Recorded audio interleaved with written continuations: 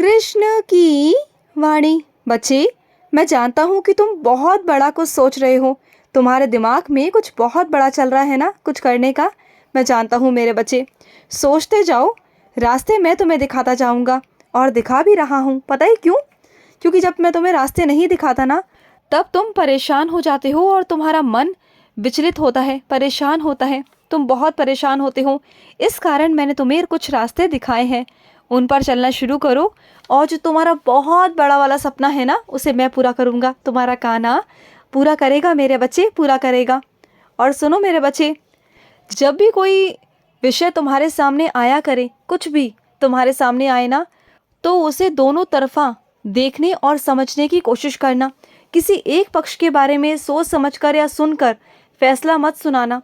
पहले दोनों के बारे में सुनना, समझना, तुम्हें समझ आए कि कौन सही है कौन गलत है, परखना, और उसके बाद ही कोई निर्णय लेना मेरे बच्चे। क्योंकि कभी कभी हम बिना सुने बिना जाने निर्दोष को सज़ा दे बैठते हैं। फिर बाद में जब हमें पता चलता है आगे वक्त में, तब हमें पछतावा होता है कि अरे हमने ये क्या करा, एक निर्दोष को सज़ा हमने दे दी, उसका दिल दुखाया। तो वो सब मत करना।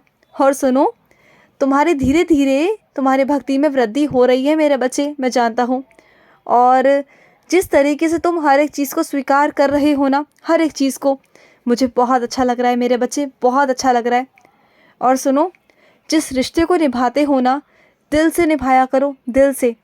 क्योंकि रिश्ते में विश्वास होना बहुत ज़रूरी है। जहाँ विश्वास नहीं है ना, वहाँ रिश्ता तो है ही नहीं मेरे बच्चे, बिल्कुल नहीं है। तो रिश्तों में विश्वास होना बहुत ज़रूरी है मेरे बच्चे। और अगर कभी तुमसे कोई गलती भी हो जाए ना, गलती से, अनजाने में, जानबूझकर, कैसे भी तुमसे अगर कोई गलती हो जाए, तो सामने वाले से जाकर माफ़ी मांगो, सच्चाई कहो उसको, सच बताओ उसे। वो समझेगा, तुम्हें समझाओगे तो समझेगा।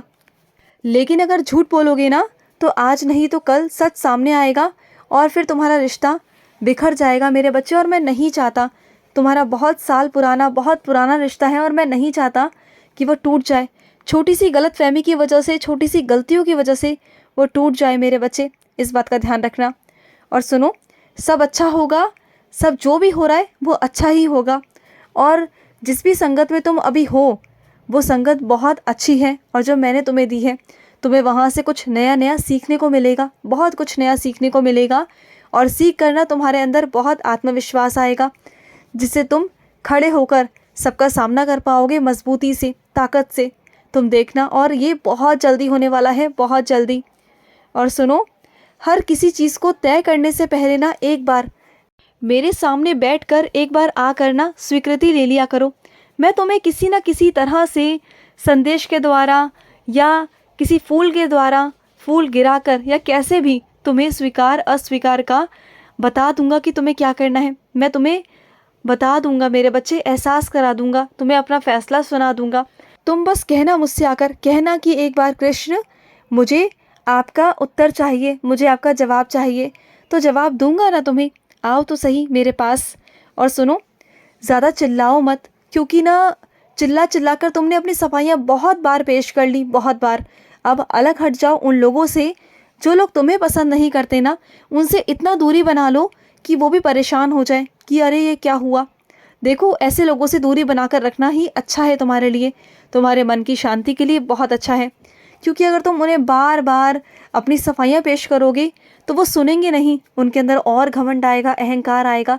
उन्हें लगेगा कि तुम उनके बिना रह ही नहीं सकते, और वो ज़्यादा घमंड दिखाएंगे। तो ऐसे में ना, उन लोगों से जितना दूरी बनाकर रखोगे ना, जितना दूरी रखोगे, उतना तुम्हारे लिए अच्छा होगा। समझ गए ना? और सुनो, तुम्हारी थोड़ी सहायता से, थोड़ा तुम्हारा साथ, तुम्हारा प्रोत्साहन, तुम्हारी मीठी वाणी किसी का अगर भला करते हैं, तो वो बहुत खूबसूरत बात है ना मेरे बच्चे। और जिस चीज़ में तुम्हारी मेहनत नहीं लग रही, तुम्हारी समय की बर्बादी नहीं हो रही, वो काम कर कर अगर तुम किसी के लिए भला कर सकते हो, उसकी ज़िंदगी में शांति प्रदान कर सकते हो, तो वो अच्छा ही है मेरे बच्चे। और ये अंदाज़ ना, ये अंदाज़ मुझे तुम्हारा बहुत पसंद आया।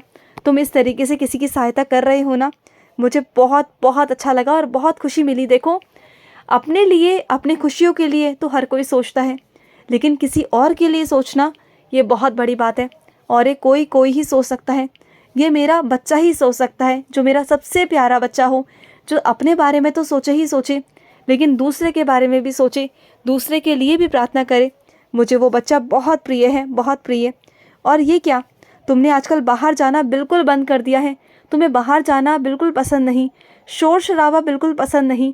लेकिन मेरे बच्चे, जहाँ मेरी कीर्तन होता है या मेरे मंदिरों में तुम्हें बुलाया जाता है, वहाँ पर तुम्हें शामिल होने में क्या बुराई है, बताओ। देखो, तुम्हें शोर शराबे से दिक्कत है, तुम्हें बाहर जाना पसंद नहीं है, मैं जानता हूँ, मैं समझता हूँ। लेकिन तुम यहाँ तो जा सकते हो ना, जहाँ मैं हूँ, जहाँ मेरी बातें होती हों, जहाँ मेरा कीर्तन होता हो, वहाँ तो तुम जा सकते हो ना। और अगर तुम्हें मौका मिले ना कि तुम्हें दान पुण्य करना है, तो 100 रुपये अपनी तरफ से ज़रूर कर देना। इससे पता है क्या होगा, तुम्हारी इच्छा तो पूरी होगी ही होगी, लेकिन उस 100 रुपये के बदले तुम्हें 100 करोड़ आशीर्वाद मैं दूंगा, 100 करोड़। क्योंकि मैं किसी बच्चे का ना 1 रुपया भी रखता नहीं।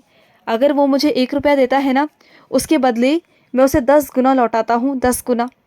और सुनो, मैं तुम्हें किसी का मोहताज नहीं रखना चाहता, बिल्कुल नहीं।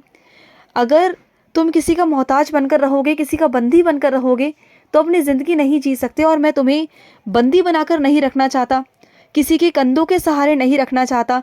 मैं चाहता हूँ कि तुम अपने सहारे चलो, अपने लिए चलो और अपने लिए करो मेरे बच्चे। देखो, ये ज़िंदगी बहुत आगे निकल चुकी है और तुम बहुत आगे निकल चुके हो, तुम बहुत समझदार हो चुके हो। तुम्हें किसी के कंधे की, किसी के सहारे की आवश्यकता नहीं है। तुम सब कुछ कर सकते हो अब, क्योंकि तुम आत्मनिर्भर हो, तुम्हारे अंदर बहुत आत्मविश्वास है और मैं तो हूँ ही तुम्हारे साथ। तो किस बात का डर है तुम्हें, बताओ। और सुनो, जिस जगह तुम जा रहे हो ना, वो जगह अनजान है तुम्हारे लिए, लेकिन वहाँ पर भी तुम्हें बहुत सुकून और शांति प्राप्त हो जाएगी। तुम उस जगह पर बहुत अच्छा महसूस करोगे। वो जगह नई नई है अभी तुम्हारे लिए, लेकिन अभी शुरुआती दौर में तुम्हें बहुत अजीब लगेगा, लेकिन धीरे धीरे वो जगह तुम्हें इतनी अपनी लगने लगेगी कि इतना प्यारा लगने लगेगा कि तुम्हारा वहाँ से कहीं जाने का मन ही नहीं करेगा। तुम्हें वो बहुत अच्छा लगेगा, बहुत अच्छा लगेगा।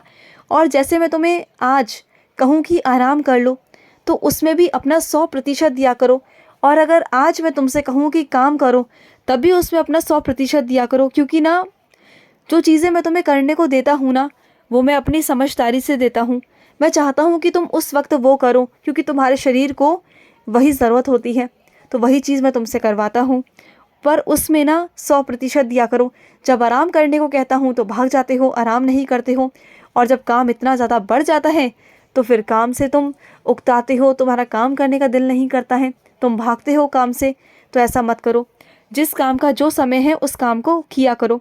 और सुनो, जो तुम्हारा भविष्य है ना, वो तुम्हारा एक ना एक दिन वर्तमान बन जाएगा और वो तुम्हारे सामने आ जाएगा। क्यों परेशान होते हो, जो है सो होगा मेरे बच्चे, परेशान मत हो उसके बारे में सोच कर।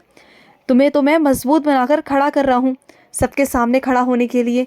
तो किस बात की चिंता है तुम्हें, तुम्हें इतना मजबूत कर दूंगा ना कि तुम डरोगे नहीं, डराओगे।